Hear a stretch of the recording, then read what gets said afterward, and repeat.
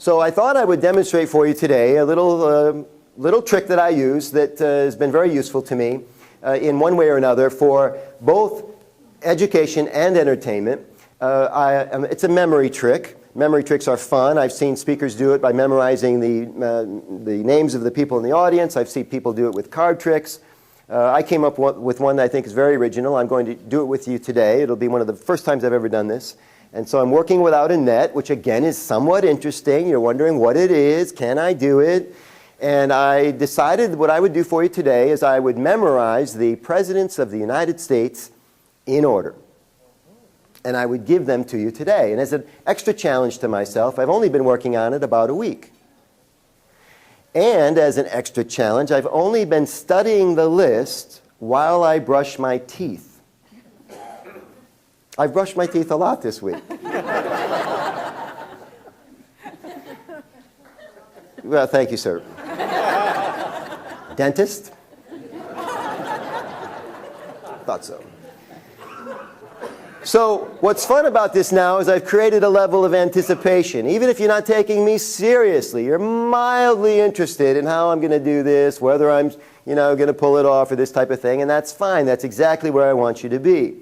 So while I'm marinating you and loosening you up with the entertainment portion of the program, I'm also demonstrating or educating in a very serious way the power of actually knowing what you're doing when you get up to speak. Ladies and gentlemen, the presidents of the United States of America in order by memory. George Washington, of course, was the first president of the United States. He was the father of our country, but he had no children of his own. He was succeeded by John Adams, but not before he had a runoff against a guy by the name of Thomas Jefferson. Jefferson became the third president of the United States, followed by James Madison, James Monroe, John Quincy Adams, and Andrew Jackson. Jackson was followed by two presidents nobody remembers.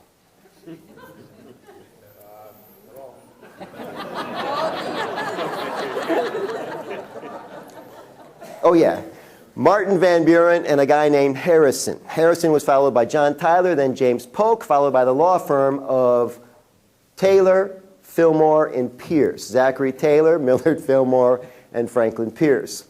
Pierce was followed by The Bachelor, the only gentleman ever to be president of the United States and not be married, James Buchanan, followed by Abraham Lincoln and the Civil War years. Lincoln, of course, hi Trey, how are you? Just great.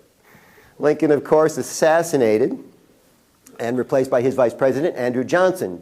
Lincoln from the north, Johnson from the south. Johnson wasn't very popular. In fact, he was impeached, replaced by the very successful northern general Ulysses S. Grant, followed by Rutherford B. Hayes. Hayes was replaced by a guy by the name of James Garfield. Garfield was assassinated and replaced by Chester Arthur. Arthur was followed by the Grover Cleveland sandwich. It was Grover Cleveland, another guy named Harrison, and then Grover Cleveland again. The final president of the 19th century was a guy by the name of McKinley, and I'm half done.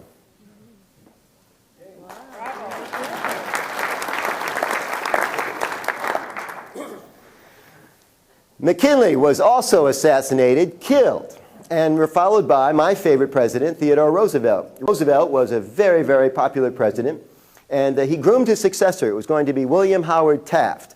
Taft and Roosevelt had a very serious falling out, and Roosevelt was so angry he formed his own political party to run against the guy he groomed to be president. You remember this? Were you around? No. Oh, sounded so familiar with it. And so what happened was Roosevelt got his bull moose ass kicked by a sissy from Princeton named Woodrow Wilson. You remember that?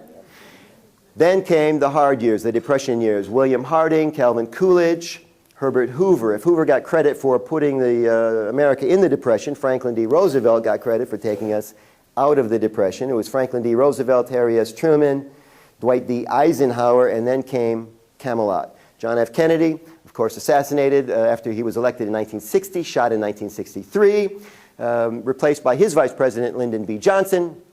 Johnson replaced by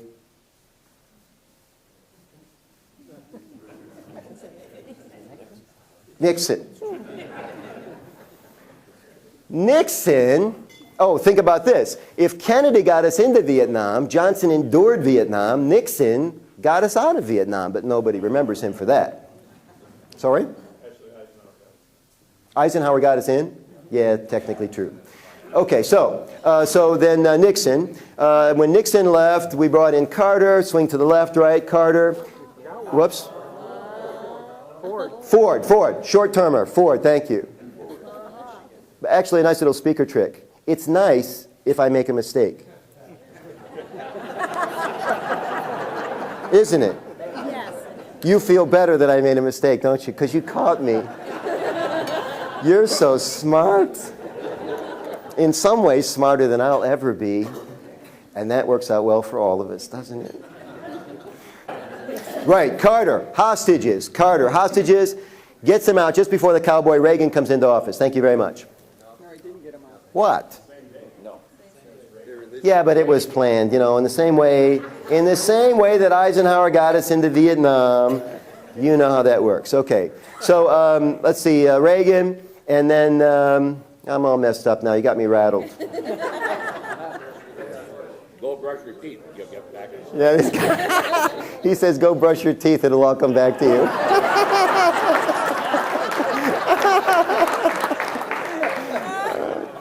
Anyway, Bush, Clinton, Obama. Okay, thank you very much, everybody. Wow. Thank you.